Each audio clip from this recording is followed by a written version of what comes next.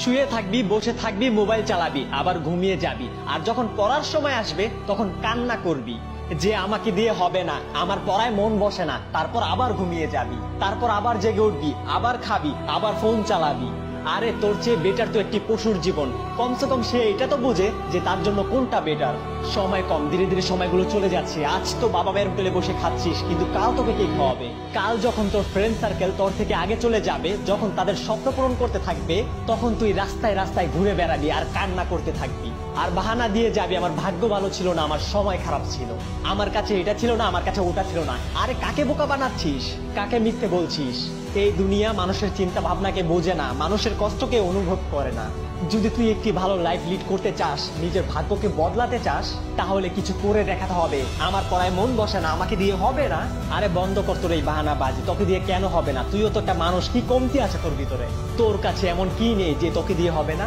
যে ক্লাসে টপ করে সেও তো একটা মানুষ, তারও তো দুইটাই চোখ, তারও তো একটাই মাথা, কিন্তু তোর আর তার মধ্যে পার্থক্য অনেক। তোর পড়াশোনায় মন বসে না কারণ তুই কাম চালানোর জন্য পড়াশোনা করিস। তোর কাছে পড়াশোনা একটি সাকসেস, কিন্তু এটি সাকসেস নয়। এটি জীবনে সাকসেস হওয়ার একটি রাস্তা।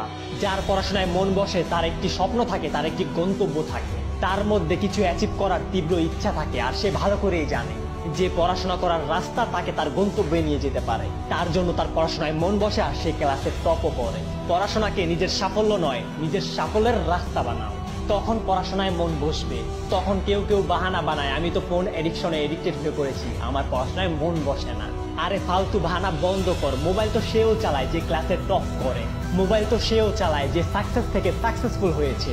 দুনিয়াতে প্রত্যেকটা মানুষ মোবাইল ফোন ইউজ করে, কিন্তু সে জানে কখন কি করতে হবে, কখন ফোন চালাতে হবে, কখন ফোন চালাতে হবে না। আরে তুই জীবনে কি করতে পারবি যখন ছোট একটি মোবাইল ফোন তোকে তার গোলাম বানিয়ে ফেলে? তুই সামান্য একটি মোবাইল ফোনের সাথে জিততে পারছিস না, আর কথা বলিস বড় বড়, এটা করব, ওটা করব, এটা হতে চাই, ওটা হতে চাই, জীবনে একজন সাকসেসফুল মানুষ হতে চাই। আরে চোখ খোল, এখনো সময় আছে, বাহানা দেওয়া বন্ধ কর, এখনো সময় আছে। আর যদি এই কথাগুলো শোনার পরেও তোর ঘুম না ভাঙে, তাহলে আজকের পর থেকে আর কোনোদিন মোটিভেশনাল ভিডিও দেখবি না। আর যদি এই ভিডিও তোর মধ্যে পড়াশোনা করার আগুন জ্বালিয়ে দিয়েছে, তাহলে না এই ভিডিওকে লাইক করতে হবে, না কমেন্ট করতে হবে, না সাবস্ক্রাইব করতে হবে। শুধু একটি কাজ করিস, পড়াশোনায় মনোযোগ দিস। মানুষকে দেখানোর জন্য না, নিজের জন্য পড়িস। অনেক হয়েছে বাহানা বাহানা খেলা। এখন তুই তোর স্বপ্ন পূরণ করার লক্ষ্য নিয়ে খেলা শুরু করে দে। যদি পড়তে বসে চোখে ঘুম চলে আসে, তাহলে চোখে পানি দিয়ে আবারও পড়তে বস। তুই সবাইকে দেখিয়ে দে যে তুইও ক্লাসের টপার হতে পারিস।